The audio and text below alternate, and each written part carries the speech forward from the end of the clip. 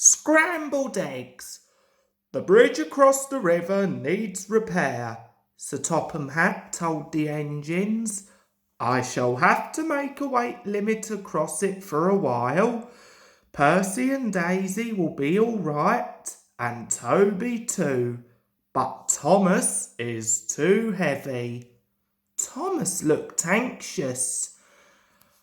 How would you like to go and help Edward? Suggested Sir Topham Hatt. Can Annie and Clarabel come?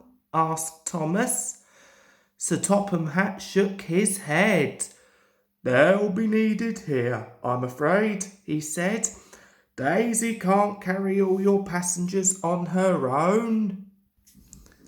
Percy promised to look after Annie and Clarabel, but they were sorry to see Thomas go.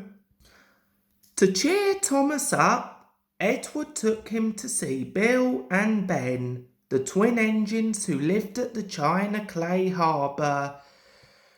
Oh dear, not another blue engine, said Bill cheekily.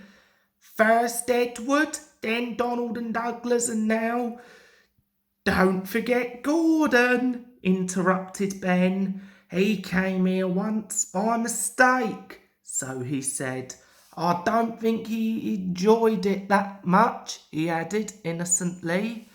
The twins both chuckled, remembering. No, but seriously, Edward, said Bill, why doesn't Sir Topham Hatt paint engines a proper colour, like us for instance? Thomas let off steam indignantly. Let me tell you, he began. All right, you two, laughed Edward. Go and move those trucks or there won't be any room for any more. Bill and Ben, unabashed, went off happily. You don't have to take them too seriously, explained Edward. Thomas smiled ruefully. I wish I knew how you deal with them, he said. Near the harbour, the line crossed a lane. The crossing had no gates. The lane led to a farm which made butter and supplied eggs and milk to shops in the town. One morning the farmer had difficulty starting his lorry. He did it at last, but the lorry jerked along in fits and starts. The farmer was worried about his load of milk and butter and eggs. That milk will be churned to butter soon, he muttered to himself as he neared the level crossing. The lorry lurched across the rails. The black wheels were just clear when its engine made a noise like a tired sheep and stopped. The back of the lorry was still jutting out over the railway line. The farmer struggled to start it again, but it would not go. He had just got down to telephone for help when he heard a train approaching. Thomas wasn't going fast. When he saw the lorry, he set his brakes hard, but he couldn't stop. He hit the lorry with a loud crash. The force of the blow spun the lorry round. Splintered wood flew everywhere, and eggs, butter and milk were catapulted over Thomas. Ugh! He exclaimed and stopped. Just look at my poor old lorry, said the farmer, emerging from behind the hedge where he had been sheltering. What a way to make an omelette.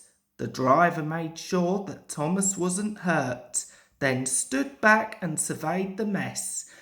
He began to laugh. It's not funny, said Thomas crossly. An egg yolk trickled down his nose and burst on his buffer. You're not standing where I am, said his driver.